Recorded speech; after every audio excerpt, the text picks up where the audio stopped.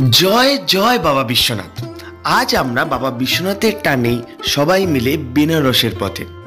বেনারস নিয়ে American writer mark Twain বলেছিলেন যে Benares is older than history, older than tradition, older than legends and twice as old as all of them put together. অর্থাৎ বেনারস ইতিহাসের থেকে পুরনো, ঐতিহ্যের থেকে পুরনো, কাব্যের থেকে পুরনো এবং দ্বিগুণ পুরনো যখন এই তিনটেকেই একত্রিত করে ধরা হয়। চলো তবে আমার এই সিরিজে আদি এই শহর বেনারসকে এক্সপ্লোর করে দেখা যাক। যদিও মহাকুম্ভের ভিড়ের জন্য আমার কল্পনার মতো করে এই শহরটিকে ঘুরে দেখতে না পারলেও নিংড়ে নিয়েছি যতটা পারা যায়। বাবা বিশ্বনাথ থেকে মণিকর্ণিকা ঘাট, বেনারসি শাড়ি থেকে সারনাথ, নানান রকম খাবার দাবারের সাথে এক্সপ্লোর করেছি শহরটাকে। তো চলো শুরু করা যাক একদম গল্পের প্রথম পর্যায় থেকে, মানে যাত্রা দিয়ে।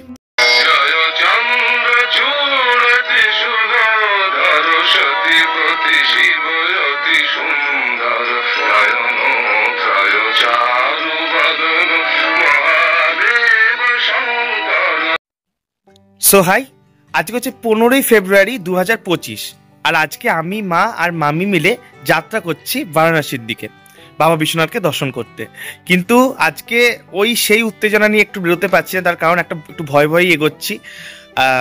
কারণ এখন তো মহাকুম্ভের জন্য ট্রেনের অবস্থা যাচ্ছে তাই 3A 2A স্লিপার জেনারেল সব এক হয়ে গেছে। আর কিন্তু আমরা যে সময় টিকিটটা কেটেছিলাম সে সময় তো আর মহাকুম্ভর মানে জিনিসটা মাথায় ছিল না। তো এখন দেখা যাক, হর হর মহাদেব হর হর গঙ্গে করতে করতে এগোই। তো এখন বাজে মোটামুটি 5:40, আমরা উবের ক্যাব বুক করে নিয়েছি। তো দেখা যাক, যা হবে সবই তো তোমাদের সাথে শেয়ার করব, দেখতে থাকো তাহলে। আর এই যে মা আর মামি, একটু হাই করে দাও।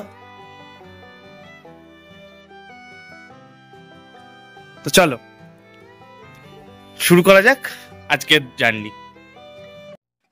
বেনারস নিয়ে উত্তেজনা আমার অনেক দিন ধরেই ছিল। মার বিয়ের আগে 3-4 বার বেনারস দেখা হয়ে গেল, আমার আর মামির এ যাবৎকালে এখনো পর্যন্ত কিন্তু বেনারস দেখা হয়ে ওঠেনি। তাই আমাদের মায়ের থেকে উত্তেজনা একটু বেশি ছিল। কিন্তু বাদ সাজলো মহাকুম্ভ।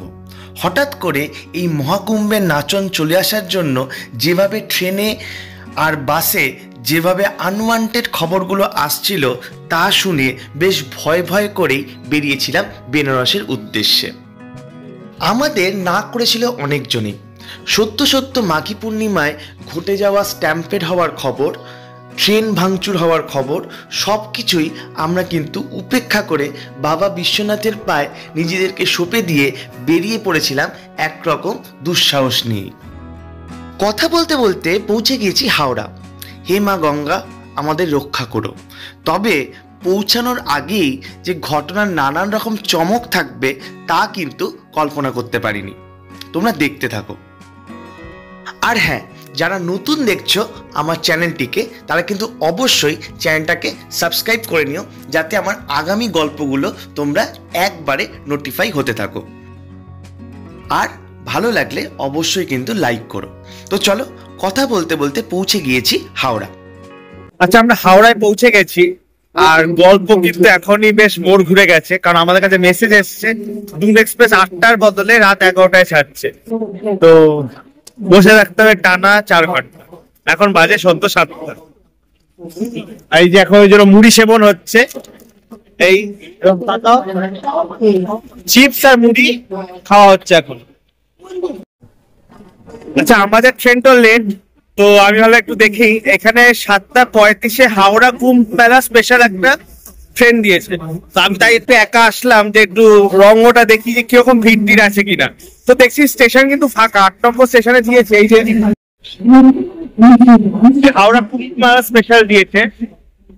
মোটামুটি কিন্তু ফাঁকাই দেখছি, আমি দেখাচ্ছি। এটা খানিকটা টাইম পাস আর মনে সান্ত্বনা ছাড়া আর কিছুই ছিল না।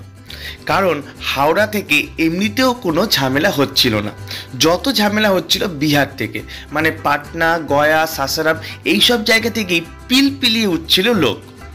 কিন্তু তাও ওই একটু মনে সান্ত্বনা যে হ্যাঁ আমরাও ভালো যাব, তাই জন্যই ঘুরে দেখছিলাম ট্রেনটাকে।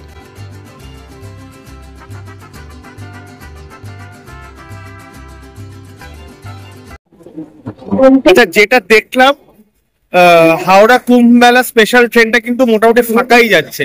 কারণ আমি হাঁটতে হাঁটতে অনেক দূরে এগোলাম, স্লিপার ক্লাস অব্দি গেলাম, তো দেখলাম মোটামুটি ফাঁকাই আছে। জেনারেল কম্পার্টমেন্টে তো ভিড় হবে, এটা তো স্বাভাবিক কথা, মোটামুটি ভিড়, তাও খুব যে ভিড় তা নয়, কিন্তু মোটামুটি দেখলাম। আমি অনেক দূর হেঁটে গেলাম, একটা ফাঁকাই আছে, খুব একটা কিন্তু ভিড়। ইভেন জেনারেল কম্পার্টমেন্টেও দেখলাম কিছু সিট খালিও আছে। হ্যাঁ, এবার আমি আলাদা করে কম্পার্টমেন্টে উঠে ছবি আর তুললাম না, তার কারণ হচ্ছে ওখানে যারা লোকজন বসে আছে তারা কি ভাববে, তাই জন্য আমি আলাদা করে তুললাম না। কিন্তু মোটামুটি যা দেখলাম মোটামুটি কিন্তু ফাঁকাই যাচ্ছে। ইনফ্যাক্ট এটাই হওয়া উচিত, কারণ যে রাসটা ছিল আর কি, মাঘী পূর্ণিমা স্নানের যে রাসটা ছিল সেটা তো বেরিয়ে গেছে। তো এখন মাঘী পূর্ণিমার 3 দিন হয়ে গেছে, তো আশা করা যায় ফাঁকাই যাবে। আমরাও আশা করছি ফাঁকাই যাব, দেখা যাক, হর হর মহাদেব করে দেখা যাক। যখন হাতে কোনো কাজকর্ম নেই, আবার স্টেশনেও বসে থাকতে হবে বেশ কিছুক্ষণ, তখন ওই আর কি একটু স্টেশনের লোকজন দেখা আর এদিক ওদিক দেখা, সময় কাটানো আর কি। এরকমই করতে করতে নজর পড়লো এই অ্যাডটা, মেরে মুঁহ পে পান হ্যায় পার মাত থুক না, কে কার কথা শোনে। আচ্ছা, আরেকটা আপডেট আছে, এইমাত্র আবার মেসেজ হলো আর বোর্ডেও ফ্ল্যাশ করলো, দুন এক্সপ্রেস, আমাদের হচ্ছে দুন এক্সপ্রেস আবার রিশিডিউল হয়েছে। সেটা ছিল 11টা, সেটা আরো 1.5 ঘন্টা পিছানো হয়েছে, 12:30 হয়েছে। তো আমরা ওই জন্য বাধ্য, ওই জায়গাটা যে বসেছিলাম ওই জায়গাটা তো বসে বসে পা ব্যথা হয়ে যাচ্ছিল, আমরা চলে আসলাম এই আপার ক্লাস এসি ওয়েটিং রুমটায়। এখানে per head per hour 11 rupees. আমরা যেহেতু 12:30 অব্দি পুরো নিয়ে নিয়েছি, তো আমাদের 3 জনের 101 টাকা লাগবে। তো চলো, আগামী আপডেট তো জানাতেই থাকবো, কি যে হতে চলেছে বুঝতে পারছি না। চলো, ওয়েটিং রুমেই কিন্তু আমরা ঘর থেকে নিয়ে আসা রুটি, বাঁধাকপির তরকারি আর মিষ্টি সহযোগে ডিনারটা সেরে নিলাম। স্টেশনে গড়ে ওঠা এরকম ওয়েটিং রুম সার্ভিস কিন্তু সত্যি ইউজফুল। এখানে ঢোকার জন্য শুধু তোমাদের টিকিটেরই দরকার, সেটা কোন ক্লাস সেটা কিন্তু ম্যাটার করবে না। আর ঘরগুলো কিন্তু একদম পরিষ্কার, আর তার সাথে বসার জন্য সোফার সুব্যবস্থা আছে। ঘরটা পুরোপুরি এসি, তার সাথে কিন্তু বাথরুমটাও ঝকঝকে পরিষ্কার। তাছাড়াও ট্রেনের আপডেট পাওয়ার জন্য ডিজিটাল বোর্ড কিন্তু টানানো আছে। আচ্ছা, আলটিমেটলি ট্রেন দিয়েছে 12:30টাতেই ছাড়বে, সেটা আমরা উঠেও গিয়েছি, এখনো পর্যন্ত কোনো অসুবিধা হয়নি। আমাদের হচ্ছে এই বেডটা আমি দেখিয়ে দিচ্ছি একবার। আমি তো আগেই বলেছি আমরা স্লিপারই কেটেছিলাম, কারণ অ্যাজ সাচ আমাদের মহাকুম্ভ নিয়ে তো কোনো প্ল্যান ছিল না, আর 3 ইচ্ছে করেই কাটিনি, কারণ আমরা ভেবেছিলাম যে ফেব্রুয়ারিতে যাচ্ছি, কমফোর্টেবল ওয়েদার, বেকার কেন 3 কাটবো, যে টাকাটা 3 এর জন্য দেবো সেটা আমি ঘোরার জন্য দেবো, সোজা ভাষা এটাই ছিল। তাই জন্যই আমরা 3 কাটিনি, যেটা কাশ্মীরের সময় কেটেছিলাম, কারণ ওটা 2.5 দিনের জার্নি ছিল, আমাদের 3 কাটতেই হতো। ট্রেন কিন্তু ছাড়লো একদম 12:30টাতেই, কিন্তু মার কাছে যে ফোনটা আসলো তাতে কিন্তু দেখলাম মা আর মামি বেশ ঘাবড়ে গিয়েছে। বেনারস থেকে দিল্লিগামী কোনো এক ট্রেনে নাকি প্রচণ্ড ভাঙচুর হয়েছে, আর কুম্ভ ফেরতকালে নাকি 15 জন পদপৃষ্ট হয়ে মারা গেছে, সেটা টিভিতেও নাকি বারবার ফ্ল্যাশ করছে। ভয় যে আমিও পাইনি তা কিন্তু নয়, আফটার অল 2 জন মহিলাকে নিয়ে আমি বেরিয়েছি, কিন্তু সাহস জোগালাম এই বলে যে বাবা বিশ্বনাথের নাম করো, দেখো সব ঠিক হয়ে যাবে। আর আমিও মনোসংযোগ করলাম এই ট্রেনটা যে হাওড়া স্টেশন থেকে ছাড়ছে তা ক্যাপচার করার জন্য। আমার কিন্তু এই সিনগুলো তুলতে ভীষণ ভাল লাগে, তার কারণ এইগুলোই কিন্তু যাত্রার একটা বিশেষ ভূমিকা। মনে কিন্তু অদ্ভুত একটা ফিলিং কাজ করছিল, একদিকে চাপা ভয়, অন্যদিকে ভ্রমণের জন্য এক্সাইটমেন্ট, সবই একসাথে কাজ করছিল। বাবা বিশ্বনাথের প্রতি আস্থা রেখেই যেন বুক চাপড়ে বলে উঠলাম অল ইজ ওয়েল। আচ্ছা, এখানে বলে রাখি আমাদের রিজার্ভেশন ছিল S5-এ 21, 22, 23, একটা সাইড লোয়ার, একটা আপার আর একটা মিডিল। আমরা তিনজনই বেশ ক্লান্ত ছিলাম, এদিকে ডিনারও হয়ে গিয়েছে, আর রাত্রিবেলা যেহেতু বিশেষ কিছু ফটো তোলার নেই, তাই আমরা তিনজনই কিন্তু মোটামুটি একটু শুয়ে নেওয়ার ব্যবস্থা করলাম। তার কারণ কি জানি পরবর্তীকালে গয়ায় ঢুকলে কি হবে তা তো জান নেই, তার একটু রেস্ট নিয়ে নেওয়া যায়, তাই তাড়াতাড়ি করে তিনজনে কিন্তু শুয়ে পড়লাম। আচ্ছা, গুড মর্নিং ফ্রম ঝাড়খণ্ড। এখন বাজে হচ্ছে 6টা, 6:30, আর আমরা ক্রস করলাম পাহাড় সরি হাজারিবাগ রোড। আমরা ক্রস করলাম হাজারিবাগ রোড। তো 4 ঘন্টা লেট যাচ্ছে, নর্মাল টাইম 2:37 ক্রস করার কথা, তো আমরা 6:30টায় ক্রস করছি। আর এদিকে কালকে রাত্রিবেলা আমাদের কোনো অসুবিধা হয়নি, আমরা তিনজনই একটা ছোট্ট করে ঘুম দিয়ে নিয়েছি। আমি আপার বার্থটায় চলে গেছিলাম, মামি মিডল বার্থটায় আর মা লোয়ার বার্থটায়। তো অ্যাজ কোনো প্রবলেম হয়নি। দেখা যাক, আর কিছুক্ষণের মধ্যে গয়া ঢুকবো, গয়া ঢুকলে বোঝা যাবে যে কি হতে চলেছে। চলো চলো বাইরের পথ দৃশ্য দেখতে দেখতে দুন এক্সপ্রেস নিয়ে টুকটাক কয়েকটা ইনফরমেশন শেয়ার করে নেওয়া যাক। এটা তোমরা সকলেই জানো, দুন এক্সপ্রেস কিন্তু হাওড়া থেকে যোগনগরী ঋষিকেশ অবধি যায়, আর এটি প্রথম চালু হয়েছিল 1 মে 1968। এটিতে একটি এসি 2 টায়ার, 5টি এসি 3 টায়ার, 9টি স্লিপার ক্লাস, 3টে জেনারেল, 3টে মিলিটারি কোচ আর 2টো এসএলআর কোচ থাকে। এটাতে প্যান্ট্রি কার না থাকলেও কিন্তু অনবোর্ডিং আর ই ক্যাটারিং ফেসিলিটি আছে। ভাড়া আলাদা করে বলার কিছু নেই, কারণ তোমরা আইআরসিটিসি ক্যাবে কাটার সময় কিন্তু দেখতেই পাবে। ঠান্ডা লাগছে? হ্যাঁ, তোমার? কলকাতায় আমরা ফ্যান চালাই, কলকাতায় ফ্যান চালাই, আর এখন কি অবস্থা? কলকাতায় পলিউশন বেশি।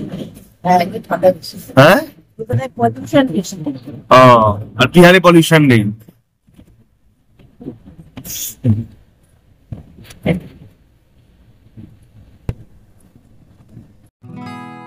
ভাগ্যি ভালো আমরা তিনজনেই কিন্তু একটা করে শল ক্যারি করেছিলাম, তাই ছ্যাঁতছ্যাঁতে ঠান্ডাটা কিছুটা হলেও ব্যালেন্স হয়েছিল।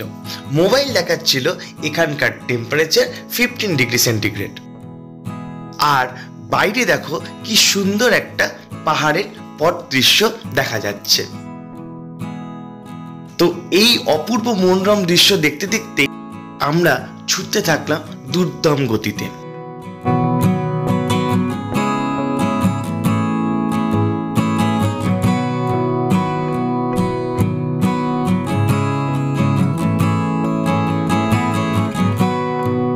আমরা কিন্তু এখন গয়ার কাছাকাছি। এক ফাঁকেই বাড়ি থেকে নিয়ে আসা বনরুটি আর কলা দিয়ে ব্রেকফাস্টটা সেরে নিলাম। তার সাথেও আমাদের কিন্তু টুকটাক করে মুখ চলছিল, মানে ট্রেনে যা যা উঠছিল আর কি, এই চিপস, চা, কফি, ছোলা মাখা, এসব সবই টুকটাক করে কিন্তু চলছিল।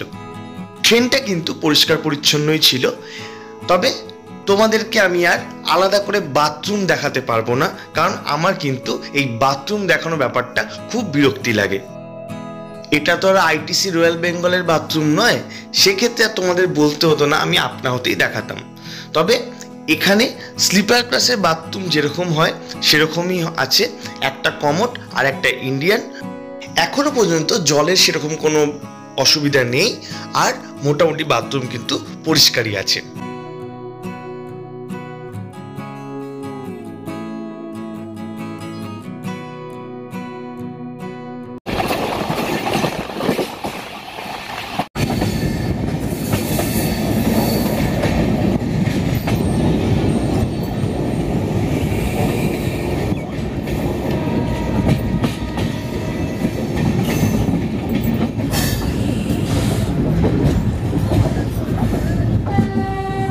স্টেশন মনে ওইদিকে পড়ছে।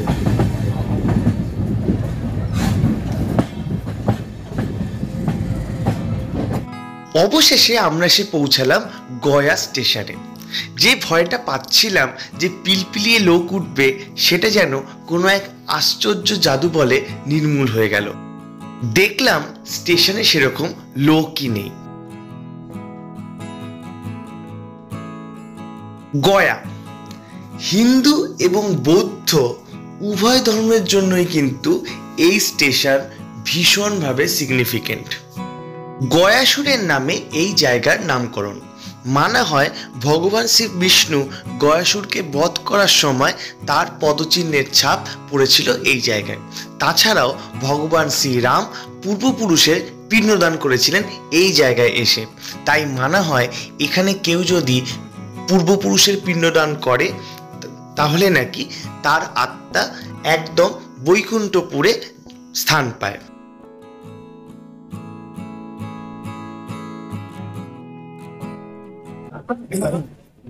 আচ্ছা, আমরা এখন 12:05 বাজে আমরা ক্ষুদ্রা রোড পেরোলাম। হ্যাঁ, তো এখন মোটামুটি যদি যে ভয়টা আমরা পেয়েছিলাম সে ভয়টা আর হয়নি। একদম ভালোভাবে মানে নির্বিঘ্নে ভাবে যাচ্ছি, কোনো অসুবিধা হচ্ছে না। আর ওই মেন ব্যাপারটা ট্রেন জার্নি প্রথম খুব ভালো লাগে। হ্যাঁ ঠিক আছে, তারপর কেননা বোরিং লাগে। সকাল থেকে আমি অন্তত 3 প্যাকেট চিপস আর এই চানা চা এইসবই চলছে। হ্যাঁ, কিন্তু জার্নি আর শেষ হচ্ছে না। তো যা দেখা যাচ্ছে মোটামুটি 2-2:30 নাগাদ হয়তো আমরা বারাণসী পৌঁছে যেতে পারি। তো চলো। আমাদের কিন্তু কো প্যাসেঞ্জারদের সাথে বেশ সুন্দর আলাপ জমে গিয়েছিল।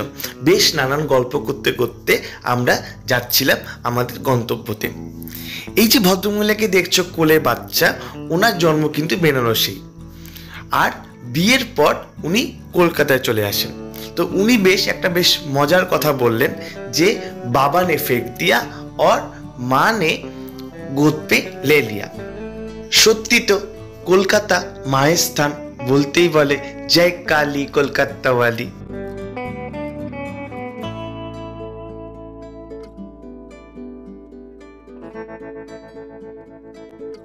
এই দেখো, কুম্ভ মেলা স্পেশাল লোকাল ট্রেন যাচ্ছে।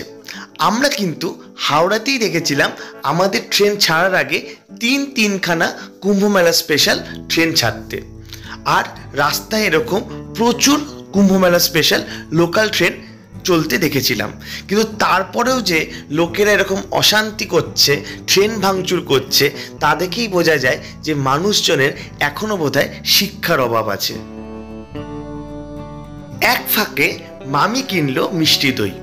চলো তবে একটু মিষ্টি মুখ করতে করতে অগ্রসর হওয়া যাক। আমরা কিন্তু এখন মোটামুটি প্রায় মুঘলসরাইয়ের কাছাকাছি।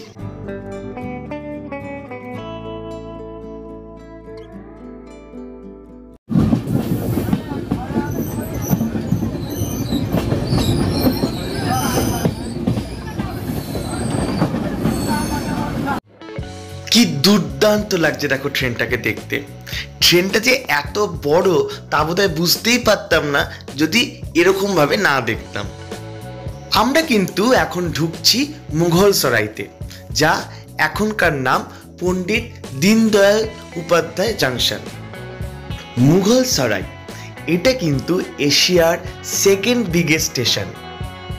এটিকেও কিন্তু একটি এনশিয়েন্ট স্টেশন হিসাবে ধরা যেতে পারে, তার কারণ এটি নির্মাণ হয়েছিল 1862 সালে। মেন উদ্দেশ্য ছিল দিল্লির সাথে পাটনা এবং কলকাতাকে কানেক্ট করা। মুঘলসরাই কিন্তু আরেকটা কারণেও বিখ্যাত। এটিকে ধরা হয় এশিয়ার 2nd লংগেস্ট মার্শালিং ইয়ার্ড, যা একসাথে 450 ট্রেন ক্যাটার করতে পারে।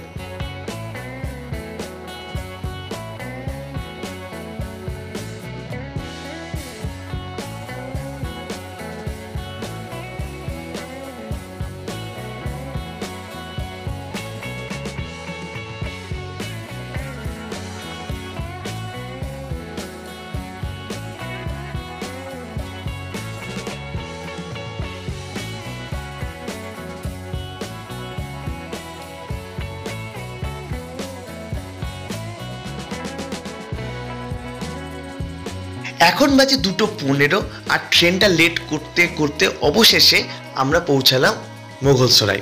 তোমরা যারা রামনগর ফোর্ট দেখতে আসো সেটা কিন্তু মুঘলসরাই থেকেই কাছে হয়। লোকে বেনারস থেকেও রামনগর ফোর্ট দেখতে আসে, কিন্তু ডিস্টেন্স হিসাবে মুঘলসরাই থেকে রামনগর ফোর্ট অনেকটা কাছে হয়।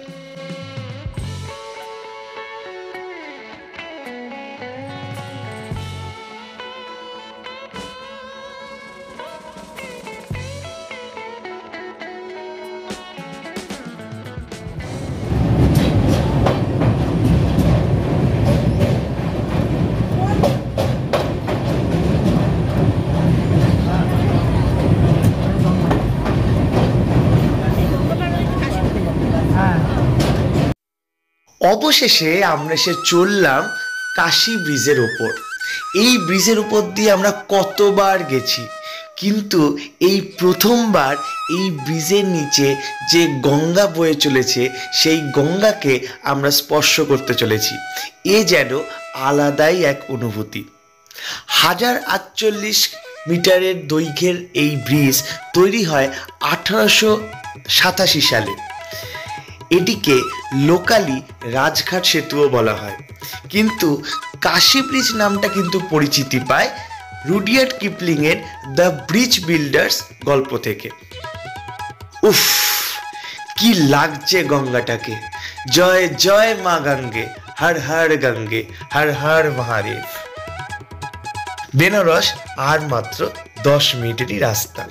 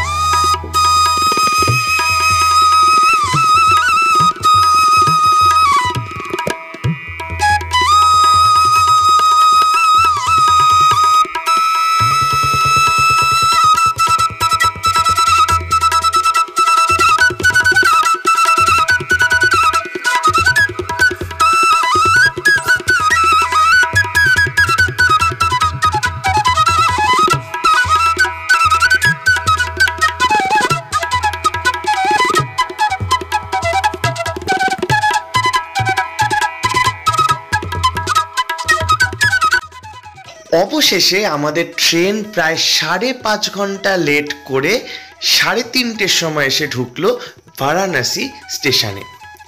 আর আমরাও প্রচণ্ড ক্লান্ত বোধ করছিলাম, তাই সোজা অটো নিয়ে চলে এলাম আমাদের হোটেলে। অটো ভাড়া একটু বেশি পড়েছিল, তার কারণ আমরা একদম অন সিজনে গিয়ে পড়েছিলাম। আমাদের হোটেলের নাম ছিল বারাণসী ড্রিম গেস্ট হাউস। এটা একদম বাবা মন্দিরের গেট 1-এর সামনে। আমাদের হোটেল থেকে বাবা মন্দির হেঁটে 200-250 মিটারই ছিল। হোটেলটা কিন্তু খুব সুন্দরভাবে সাজানো, চারদিক দিয়ে রাধাকৃষ্ণের মূর্তি। আমাদের রুম ছিল 3 তলায়, আর সিঁড়ির মুখে মুখেও কিন্তু রাধাকৃষ্ণের ফটো দিয়ে খুব সুন্দর করে সাজানো ছিল। আর এটা দেখো, বেনারসের বাড়ির কিন্তু এটা একটা কমন কায়দা। আমাদের রুম ছিল 118। চলো তোমাদের রুমটা একটু দেখাই। রুমটা কিন্তু বেশ সুন্দর করে সাজানো ছিল। আমাদের পার ডে, এটা অন সিজনে আমাদের লেগেছিল 2800 টাকা করে। এসি ছিল, ওপরে দেখো খুব সুন্দর করে একটা ফল সিলিং করা, আর লাইট ফাইট দেওয়া। টিভি ছিল, আর বেডটা 3 জনের জন্য সাফিসিয়েন্ট।